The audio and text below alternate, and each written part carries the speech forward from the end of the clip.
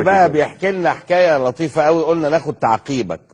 اتفضل. في ماتش الاهلي والاتحاد السكندري في استاد القاهره في حضور 100,000 متفرج. ده ايوه قبل العيد الكبير، مظبوط. ايوه في العيد الكبير اول يوم والكابتن عمر بيقول حضرتك عملت المستحيل عشان الاهلي يكسب.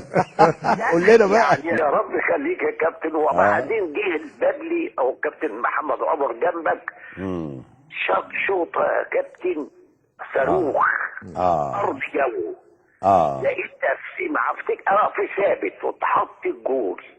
لقيت بيبو والكابتن محمد عمر جايين بيقول ايه مش نخلص؟ طب خلاص خلصت روحكم، هنزود وهنقعد. فزودت حوالي 10 دقايق. ده اقل واجب يا كابتن، اقل واجب. 12 دقيقة يا كابتن. 12 دقيقة يا نهار ابيض. هي 12 دقيقة ولا 10؟ 12 بيقول لك اهو. بس هي الكرة مش عايزة تدخل اصلا. ما النادي الاهلي مش مضيع ناوي كابتن خالص. كمية اهداف مش طبيعية.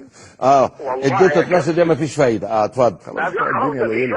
وعملت نص ساعة برضه. هتجيب انت الجون، هتجيب انت الجون يعني، هتعمل ايه بقى؟ مفيش الا انا اللي هحطها بقى.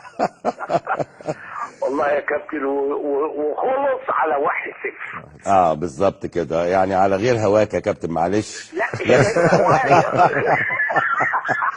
كل ده